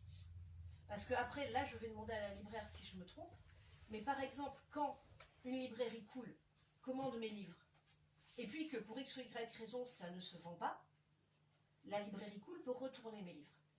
Quand elle vous prend vos livres en auto-édition, c'est beaucoup plus compliqué déjà. Donc c'est pas que les librairies forcément vous aiment pas en auto-édition, c'est aussi que voilà, il y a des raisons très concrètes qui font qu'un libraire il peut pas bosser à fond perdu en fait. Voilà, parce que déjà libraire c'est compliqué, n'est-ce pas? Voilà. Donc c'est compliqué de tenir une librairie et c'est vrai que la chaîne du livre permet quand même que tous les libraires ne meurent pas dans les 3 ans après l'ouverture. Il y en a beaucoup à qui ça arrive, mais au moins on en garde. Et donc voilà, la chaîne du livre traditionnelle permet quand même qu'ils survivent, quoi. L'auto-édition, c'est beaucoup plus compliqué en fait. Parce que simplement, c'est pas un circuit qui prend en compte ces équilibres-là. Donc, ouais, voilà, c'est... Et mine de rien, aussi, par exemple, quand vous écrivez pour la jeunesse. Moi, je vais écrire un livre chez Nathan. Déjà, si j'écris vraiment une bouse sans nom, Nathan va pas le prendre. Ensuite, on va corriger avec Nathan. On va énormément bosser avec Nathan. Et si une fois je me plante, mes éditrices chez Nathan, elles vont me le dire. En auto-édition, vous n'êtes pas sûr d'avoir ça. Et donc, par exemple, un professeur des écoles qui veut faire lire ses mômes, qui veut faire lire ses élèves. Déjà, il y a plein de livres qui sortent chez des éditeurs jeunesse reconnus. Avant d'aller vers l'auto-édition, lui, déjà, il manque de temps pour tout, à fortiori en ce moment, parce qu'en ce moment, les profs, franchement, leur vie, elle n'est pas facile. Donc, ils manquent de temps pour tout, ils ont même pas, enfin, la plupart, ils achètent plein de livres pour leur classe, pour les lire pour leur classe sur leur budget perso. Donc, ils peuvent pas acheter tout ce qu'il y a. Donc, ils vont au moins aller vers des éditeurs où ils disent, là, ok, on sait déjà que, grosso modo, ça va convenir.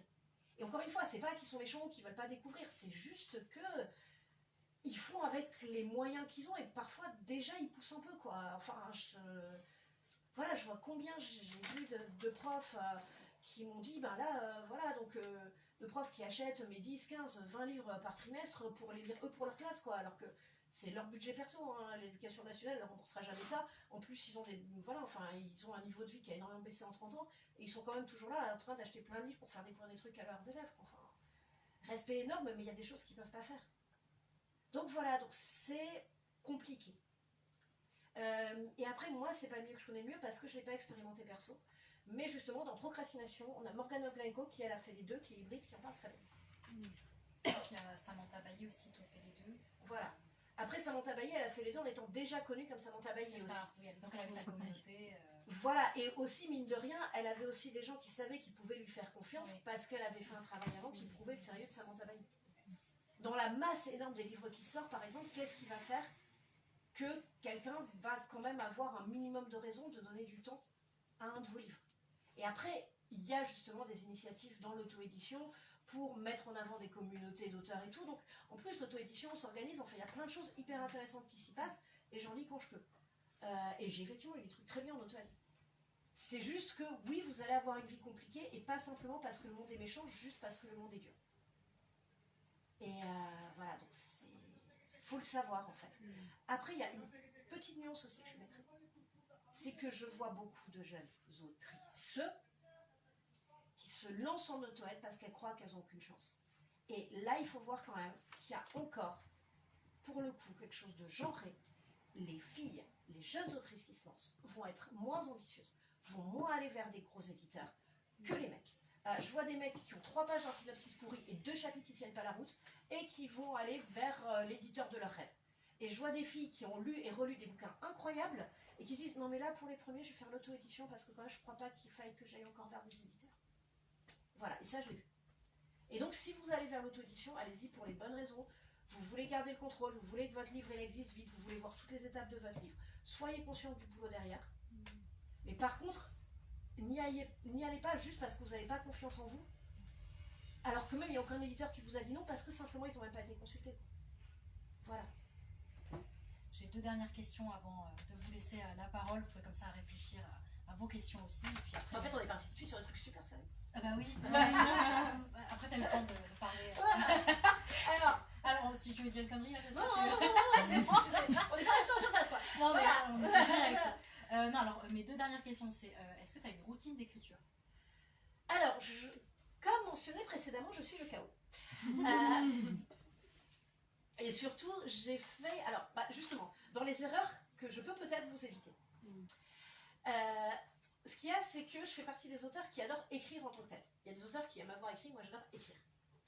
Voilà, je suis un peu droguée à l'écriture. Voilà. Et donc, quand j'ai des journées où je peux faire que ça, en gros, ma routine d'écriture, c'est grosso modo me lever le matin, oui, enfin bon. J'avoue faire un super bon petit déjeuner, parce que ça, c'est un peu mon luxe.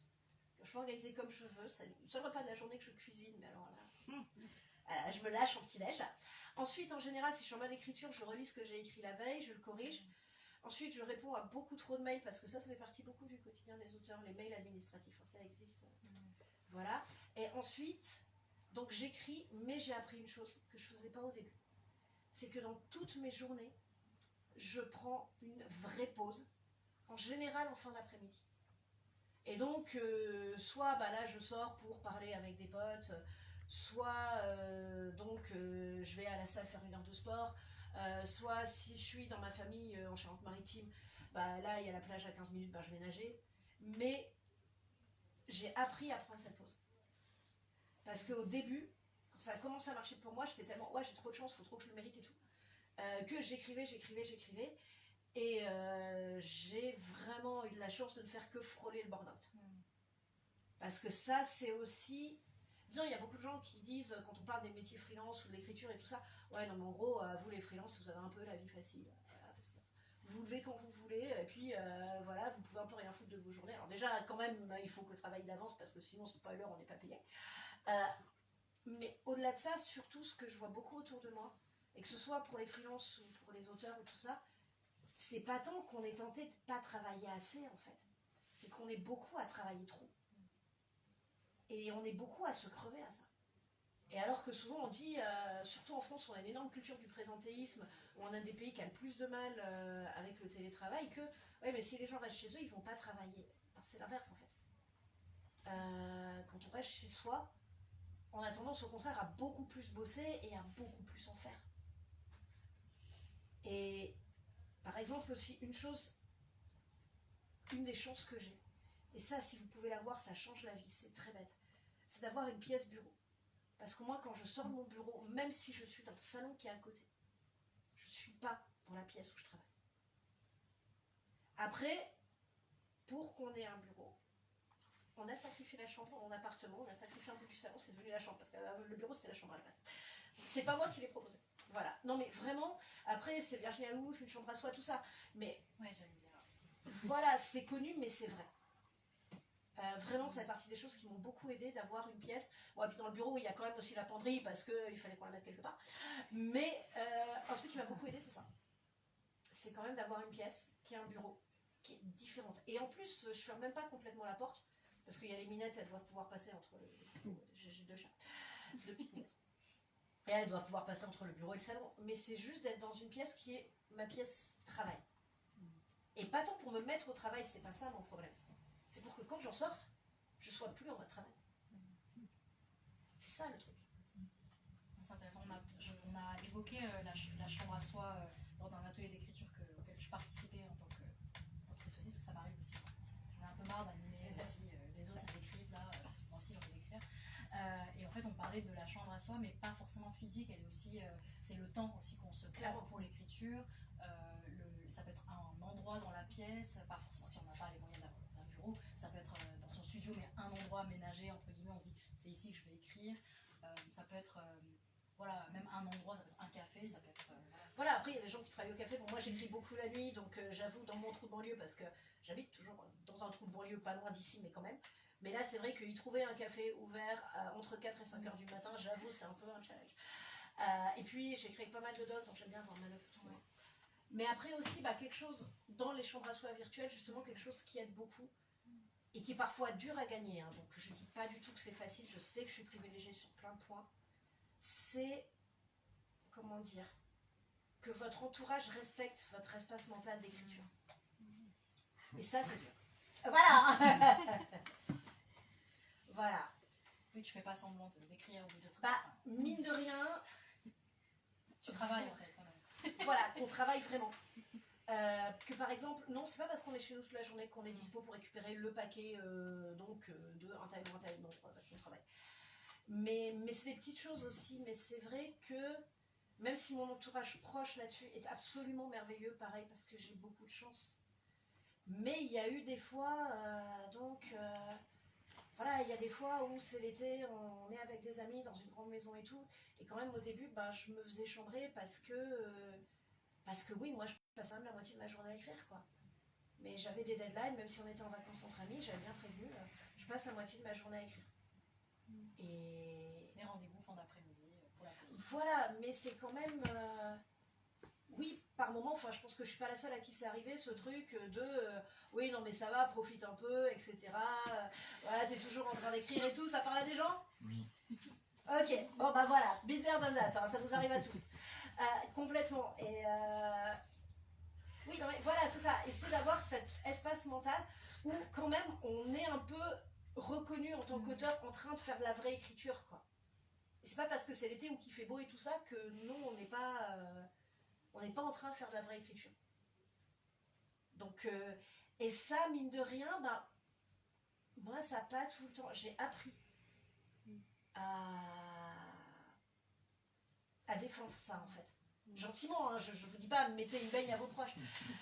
Mais même pour vous de dire, non, mais là, j'écris, il faut que mon roman avance, c'est important pour moi, de l'assumer vis-à-vis de son entourage, c'est pas toujours facile, et je pense que je suis pas la seule pour qui ça va toujours être facile. Ça sanctuarise aussi et ça... Voilà. C'est aussi pour C'est soi. de reconnaître qu'on a besoin de notre espace temporel d'écriture et de dire aux autres et de l'assumer en face des autres. Et alors, par contre, je peux vous dire un truc, sur le long terme de toute manière, voilà, sur le long terme quand même, il y a un moment, il constate. Parfois ça prend beaucoup de temps, parfois ça prend vraiment des années, mais il y a un moment, il constate. Et j'ai une dernière question, c'est est-ce que, parce qu'on parlait de livres et tout, est-ce que tu as des livres que tu me conseillerais, ou est-ce que tu as un livre en ce moment que tu aimes bien, vu qu'on est dans une librairie en plus. Alors, déjà, dans mes honteux secrets, en ce moment j'écris beaucoup en français, donc je lis énormément en anglais parce que ça me repose. Voilà, c'est nul. Mais après, c'est bien de se tenir au courant de ce qui sort en France aussi.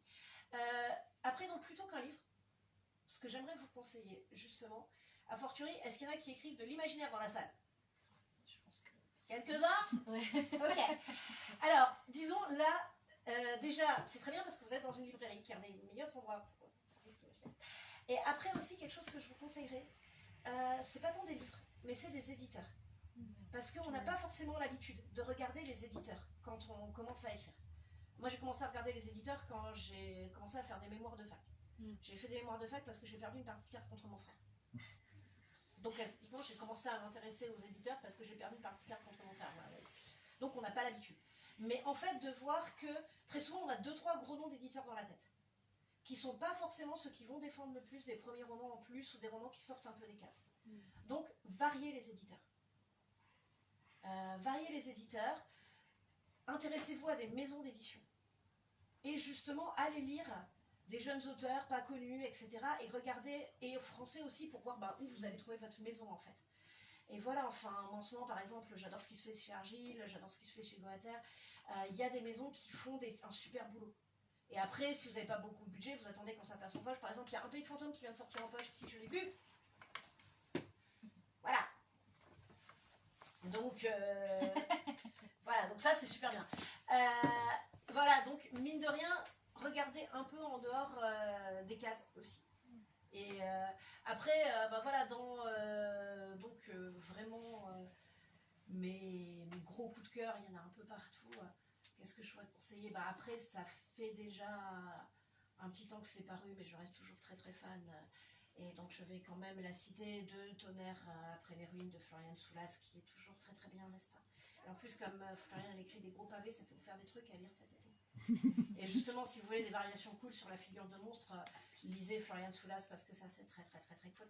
Voilà, on est d'accord, c'est très cool.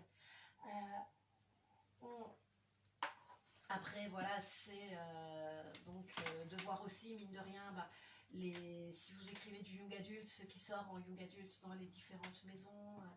Donc là, par contre, je vais plutôt parler de ce qui est sur ma palle parce que j'ai une grosse palle qui déborde en ce moment. Mais là, il y a le dernier d'Hermine Lefebvre chez Scrinéo et le pitch est vraiment intéressant. Donc, je ne sais pas s'il y en a qui l'ont lu déjà. Pas encore. Mais ça fait partie des trucs que je veux vraiment lire. Parce que j'avais beaucoup aimé, donc certains de ses précédents. Donc celui-là, il faut que je jette un autre.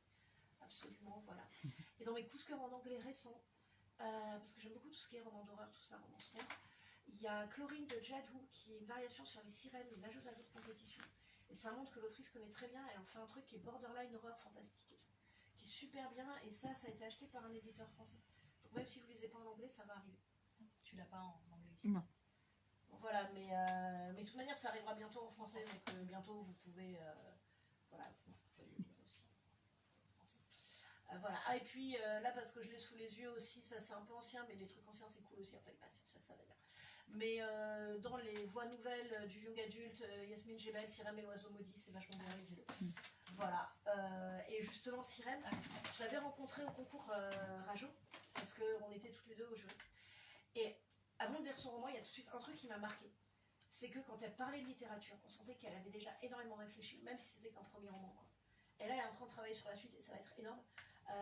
Mais voilà, mais on sentait que déjà elle avait énormément réfléchi sur quoi écrire, pourquoi l'écrire, comment l'écrire. Et ça se sent vraiment dans son livre. Et c'est un gros coup de cœur aussi. Trop bien. Est-ce que vous avez des questions? Enfin, j'imagine que oui, des questions dans le public, sur l'écriture, sur la lecture, sur Paris. Voilà, c'est... Oui, Marthe. Une de mes questions, bon, je vais juste en poser une, hein. Mais si on Je n'a vais essayer de jamais, répondre vite. si on n'a jamais publié ou même encore essayé de publier, est-ce que vous pensez que c'est forcément une mauvaise idée de commencer par une saga? Alors après, il n'y a pas de mauvais commencement. Il y a juste des choses plus difficiles. Voilà, je connais 2 auteurs qui ont commencé par des sagas, donc Stéphane Plateau et Morgan Ovlenko, et ils ont commencé par des sagas. Donc c'est faisable. C'est simplement plus compliqué. Après, Morgane, comme elle est merveilleuse, elle a commencé par une saga, perdu son éditeur, retrouvé un éditeur. Donc oui, pareil. Voilà, donc Morgan Ovlenko, c'est super. Voilà, mais je ne vais pas vous conseiller de lâcher là, puisque pour l'instant, il n'est plus édité. Mais donc, c'est juste plus difficile. Il n'y a pas, en fait, un truc, disons que moi, grosso modo, ça fait depuis 2009 que j'écris, et avant ça, il y a 25 ans, je faisais déjà des mémoires sur la fantaisie en France. S'il y a un truc que l'expérience m'a appris, c'est qu'il n'y a rien qui est absolument impossible. Bon, sauf si évidemment vous dire, moi je veux gagner ma vie en faisant un roman imaginaire 200 pages qui remportera le concours, le Renaudot et sera traduit dans 20 pays et j'aurai plus jamais besoin de faire autre chose de ma vie. Bon, ça marche pas. Mais par contre, de dire ça c'est pas possible, ça peut pas exister, c'est pas vrai. Mélanie Fazi, elle a fait toute sa carrière sur des nouvelles de fantastique et elle a commencé à une époque où ça se vendait encore moins que maintenant. Donc il n'y a pas d'impossible en fait. Il y a juste plus compliqué. Voilà, c'est tout. Il faut en être conscient que c'est plus compliqué, que oui, vous allez peut-être mettre plus de temps à le placer, que vous allez peut-être devoir passer par d'autres choses avant, parce que parfois ça arrive, mais il n'y a pas d'impossible. Voilà, je veux dire, techniquement, Les Seigneurs de Bohême, c'était la conversation que j'avais au Bougnat, c'était sur les textes impossibles ou qu'on ne pourra pas passer avant 10 ou 20 ans parce qu'on aura assez fait nos preuves. Et puis en fait, c'est mon plus gros succès en littérature adulte. Donc voilà, il n'y a pas de texte impossible à placer, juste il y a des difficultés. Et parfois ces difficultés peuvent vous mettre des années de galère dans la vue, ça il faut en être conscient. Merci Marthe. Est-ce que... Moi je dis qu'il y a des années de galère, donc c'est une duration limitée, mais... Est-ce qu'il y a d'autres questions, même au fond? Ouais. Oui, j'ai une question. Est-ce que ça vous arrive d'avoir des pannes d'écriture et comment est-ce que vous y remédiez? Alors, hélas, moi, non. Hélas, pour la réponse à votre question. Non, parce qu'en fait, moi, je suis un gros chaos. Donc, par moment, par contre, il m'arrive d'écrire des pages et des pages et des pages et de m'apercevoir qu'en fait, ça sert à rien et qu'il faut toutes que je les enlève. Donc, c'est ma version de la panne d'écriture. Après, là, pour le coup, c'est beaucoup plus... Je crois que Lionel en parle dans Procrastination parce que la page blanche, c'est plus son truc que le mien. Donc, allez voir dans Procrastination, il doit y avoir des épisodes là-dessus. Voilà, après quand même 2-3 conseils. Par moment c'est très bête, mais de se lancer, d'écrire des trucs même nuls, ça permet de relancer la machine, donc n'hésitez pas à faire ça. Et par moment c'est juste aussi que c'est pas le bon moment, donc dans ce cas-là, allez marcher 1 heure. C'est bête mais ça aide. Ne pas se forcer. Ne pas se forcer. Et en parler avec des gens aussi, quand vous êtes bloqué quelque part, c'est très bêtement, parler avec des gens ça aide énormément. Voilà, donc ça c'est les 3 trucs quand on est bloqué en général, pas forcément une panne d'écriture. Écrire quand même, et puis comme ça au pire on verra pourquoi ça bloque, mieux on saura le corriger. Donc sortir, aller marcher, faire autre chose, enfin si votre truc c'est pas de marcher, faites la cuisine quoi, moi c'est pas mon truc, mais voilà, mais ce que je veux dire, il y a des gens qui font bien la cuisine, c'est super, pas moi. Mais faites un truc en tout cas, à vous, j'en sais rien, enfin faites de la musique, de la danse, faites autre chose, parce que par moment rien que de faire autre chose, ça fait que les idées elles vont venir. Ou donc en parler avec des gens et rien qu'en discutant, là tout à coup vous allez avoir l'idée géniale qui vous manquait.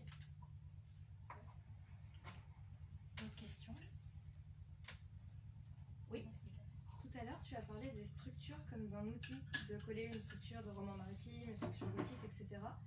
Où est-ce qu'on peut trouver des pistes de réflexion pour ce genre d'informations ou de réflexion? Bah là, alors, donc, dans les livres qui sont pas mal pour commencer, dans la collection écriture chez Argile, il y a celui de Lionel et celui de Christophe Lambert, je crois, c'est ça? Voilà. Donc, qui sont plutôt pas mal pour commencer. Et après, vraiment, c'est aussi, faites votre propre réflexion. Comme je vous disais, écoutez des podcasts. Quand vous avez un film qui fonctionne ou un livre qui fonctionne, regardez comment il est structuré, ça c'est pas mal aussi. Voilà. Après, si vous voulez vraiment le niveau hardcore, vous pouvez essayer de lire le Truby, Anatomie du scénario, mais en gardant deux choses en tête, c'est qu'il y a beaucoup de réflexions qui sont adaptées au scénario et pas au cinéma, et qu'il y a beaucoup de choses que Truby présente comme des vérités révélées, alors qu'il n'y a pas de vérité révélée en écriture. Voilà. C'est vrai que je l'amène souvent, l'anatomie du scénario, je le cite, mais moi-même je ne l'ai pas tout lu, parce que c'est un pavé. Et surtout, il faut le prendre avec des grosses énormes pincettes, parce que l'anatomie du scénario fait passer pour un modèle universel, ce qui est la construction de films hollywoodiens. Voilà, c'est ça. Donc, il faut prendre ce qui vous parle, laisser le reste de côté. Donc, commencez plutôt par les livres. En général, la collection Argile sur l'écriture, elle est vraiment pas mal pour ça. Commencez à fouiller dedans plutôt, et c'est beaucoup plus accessible. Voilà, et surtout, c'est fait par des gens qui vous diront pas de toute manière, il n'existe qu'une vérité révélée, c'est la mienne, quoi. Donc, c'est pas mal. C'est très pédago, enfin, voilà. Oui, Par Marcus. combien de gestes ce que vous passez quand vous écrivez? Est-ce que vous corrigez directement après avoir écrit? Alors, en fait, il y a plein de techniques selon les auteurs. Par exemple, Lionel, il fait un gros premier jet avant de corriger, je crois. Voilà, pareil, oui, je suis montre. Mais ça, je connais en tout cas pas mal d'auteurs qui font ça, qui font un gros premier jet, qui corrigent et que justement ne veulent pas s'arrêter dans le premier jet, qui ont vraiment un influx. Moi, vraiment, je corrige à fond au fur et à mesure, en fait. Donc, le truc, c'est de trouver votre méthode. Moi, vraiment, quand on vous dit, par exemple, non, mais il ne faut pas s'arrêter, le premier jet, il est pourri, mais il ne faut pas s'arrêter avant de l'avoir terminé. Moi, au contraire, je fais partie des gens qui passent leur temps à corriger ce qu'ils viennent d'écrire la veille. Donc voilà, donc vraiment, je corrige au fur et à mesure que j'écris énormément. Ensuite, je recorrige. Après aussi, c'est trouver ce qui correspond à vos points forts. Par exemple, un de mes gros points forts personnellement, c'est que j'écris vite et que je suis capable vraiment d'enquiller des grosses quantités de travail. Voilà, à la fois pour des raisons complètement injustes, qui est que je ressemble à mon père et que mon père est un bourreau de travail par nature. Voilà, et des raisons plus, comment dire, plus normales, c'est-à-dire que quand même, comme j'ai toujours fait plusieurs trucs en parallèle, j'ai toujours de toute manière dû avaler pas mal de quantité de travail, donc ça m'a un peu entraîné. Après, parfois j'en ai avalé trop, donc justement, il faut savoir quand dire stop. Mais voilà, mais par exemple, moi, ma méthode, elle marche pour moi parce que j'ai une facilité à enquiller des heures de travail et parce que j'écris vite. Si vous écrivez pas hyper vite, le coup de corriger 10 000 fois et tout, même si on corrige beaucoup, vous pouvez peut-être trouver des méthodes qui sont un peu plus pertinentes pour vous. Après, tu as une certaine habitude de l'écriture avec le scénar. Oui, après, j'ai toujours beaucoup écrit aussi, parce que, et puis même, j'écrivais. La mémoire, ça fait. Bah, tu vois, par exemple, je pense qu'il y a des gens, j'ai cru comprendre qu'il y avait des gens qui avaient fait prépa dans la salle. Oui, voilà. Lettres ou sciences? Lettres. Ok, donc ouais, on va pouvoir parler d'expérience commune. Non, mais par exemple, quand je faisais la prépa lettres, j'avais pas envie de faire prépa lettres. Moi, ce que je voulais, c'était faire du théâtre. Et donc, c'est vrai que la prépa m'a notamment appris à écrire très vite pour pouvoir écrire une disserte le dimanche soir à 21h et la rendre le lundi matin parce que j'avais fait complètement autre chose de mon week-end. Par exemple, voilà. Donc, c'est vrai que et puis, d'une manière générale, faire en parallèle études de lettres et théâtre, ça m'a quand même appris à écrire vraiment vite aussi pour mes études de lettres. Parce qu'à côté, j'étais en train de faire d'autres choses. Donc ça m'a beaucoup entraîné. Après, vous pouvez aussi vous entraîner pour augmenter votre vitesse d'écriture. C'est ça qui est bien, hein. C'est plus vous écrivez, plus ça devient facile. Donc voilà, mais trouvez ce qui vous correspond à vous. Je crois que j'avais discuté avec David Memons qui disait que des Forges de Vulcain, que j'adore. J'aime beaucoup les Forges aussi. Il lisait les Forges chez vous. Et il disait qu'il avait noté que dans les écrivains et les écrivaines, beaucoup venaient de. Enfin, leur métier principal, c'était des métiers où il y avait de l'écriture, en fait. Journaliste, prof, voilà, scénariste, rédacteur. Bah après, moi je dirais que mon groupe d'écriture est un peu. Alors, pas forcément représentatif du fait qu'on n'est pas obligé de venir de ça. Et puis, par exemple, Floriane Soulas, elle est ingé à la base. Donc, et elle est aussi autrice. Et puis Yasmine, c'est très bien, pas... ouais, faut le dire. Puis Yasmine, elle fait pas non plus. Et donc voilà, oui, Yasmine, donc Elle travaillait avec des adolescents donc cassés par la vie physiquement. Donc c'est pas forcément, c'est pas obligé. Disons, c'est comme de tout, ça facilite la vie d'avoir un rapport rapide avec l'écriture. Mais faut pas se mettre de barrière, parce que après, de toute manière, et par contre, je parle aussi de ce que moi m'ont apporté les études littéraires comme facilité, mais ce qui est génial dans l'écriture, c'est que tout ce que vous faites dans votre vie peut vous servir. Et par exemple, comment Floriane, elle se sert de son background d'ingé pour nourrir sa SF, c'est énorme, quoi. Et c'est génial. Et c'est des trucs qui, moi, pour le coup, si je voulais faire le tiers du quart de ça dans mes livres, ça me demanderait des heures et des... Voilà, ça me demanderait des mois et des mois de recherche. Bon, je fais déjà des mois et des mois de recherche pour d'autres choses. Mais ce que je veux dire, je ne serais pas capable de le faire d'une manière aussi organique et aussi pertinente qu'elle, elle le fait. Donc ça, c'est cool aussi. Voilà.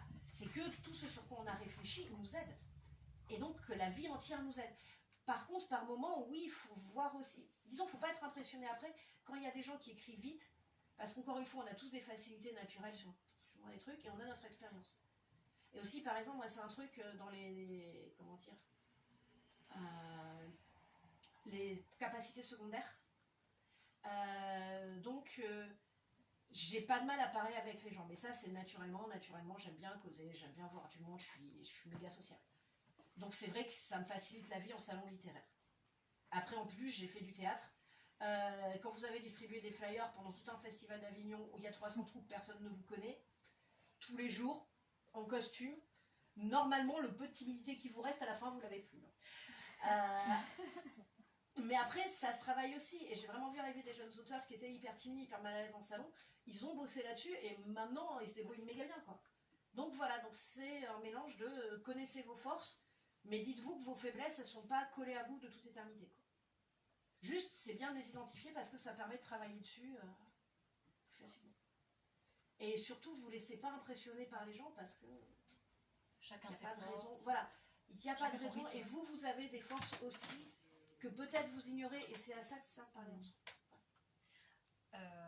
Du coup, le direct, en tout cas, Voilà, on va arrêter. s'arrêter. De toute Merci façon, à vous tous aurez d'avoir la été possibilité de Oui. poser questions, vos là, questions directement pendant la dédicace. C'est ça. Voilà. Si vous avez vos livres, Voilà, après, voilà. vous voulez en racheter ici. Oui, on a tout plein de choses devant, à peu Voilà. près tout.